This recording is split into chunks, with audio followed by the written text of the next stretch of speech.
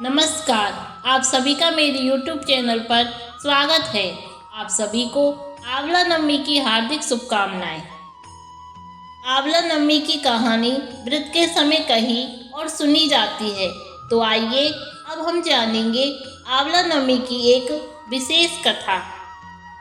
एक राजा था, उसका प्रण था वह रोज 1.25 मन आंवले दान करके ही खाना खाता था। इससे उसका नाम आंवला राजा पड़ गया। एक दिन उसके बहू बेटे ने सोचा कि राजा इतने सारे आंवले रोजाना दान करते हैं, इस प्रकार तो एक दिन सारा खजाना खाली हो जाएगा। इसलिए बेटे ने राजा से कहा कि उसे इस तरह दान करना बंद कर देना चाहिए।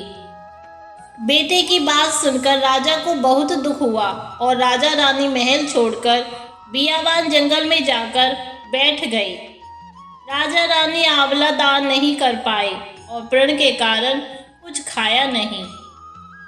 जब भूखे प्यासे 7 दिन हो गए, तब भगवान ने सोचा कि यदि मैंने इनका प्रण नहीं रखा और इनका सत नहीं रखा तो विश्वास चला जाएगा। इसलिए भगवान ने जंगल में ही महल, राज्य और बाग बगीचे सब बना दिए और ढेरों आंवले के पेड़ लगा दिए।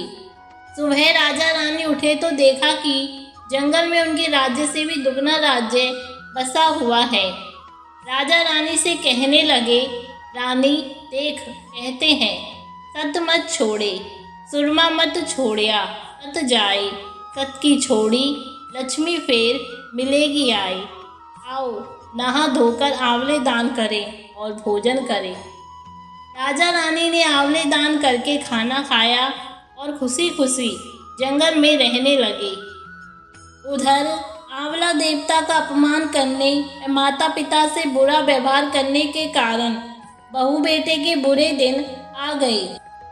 राज्य दुश्मनों ने छीन लिया, दाने दाने को मोहताज हो गए और काम ढूंढते हुए अपने पिताजी के राज्य में आ पहुँचे। उनके हालात इतने बिगड़े हुए थे कि पिता ने उन्हें बिना पहचाने हुए काम पर रख लिया। बेटे बहू सोच भी नहीं सकते कि उनके माता पिता इतने बड़े राज्य के मालिक भी हो सकते हैं, तो उन्होंने भी अपने माता पिता को नहीं पहचाना। एक दिन बहू ने सास के बाल गूंथते समय उनकी पीठ पर मस्सा देखा। उसे यह सोचकर रोना आने लगा कि ऐसा मस्सा मेरी सास के भी था। हमने ये सोचकर उन्हें आंवले दान करने से रोका था कि हमारा धन नष्ट हो जाएगा। आज वे लोग न जाने कहाँ होंगे। यह सोचकर बहू को रोना आने लगा और आंसू टपक कर सास की पीठ पर गिरने लगे। रानी ने तुरंत पलटकर देखा और पूछा कि तू क्यों रो रही है। उसने बताया, आपकी पीठ जैसा मस्सा मेरी सास की पीठ पर भी था। हमने उन्हें आंवले दान करने से मना कर दिया था, इसलिए वे घर छोड़कर कहीं चले गए। अब रानी ने उन्हें पहचान लिया और सारा हाल पूछा और अपना हाल बताया। अपने बेटे बहू को समझाया कि दान करने से धन कम नहीं होता, बल्कि बढ़ता है। बेटे बहू भी अब सुख से राजा रानी के साथ रहने लगे। हे भगवान, जैसे राजा रानी का सत रखा वैसे सबका सत रखना, कहते सुनते सारे परिवार को सुखी रखना। तो यह थी आंवला नवमी की कहानी।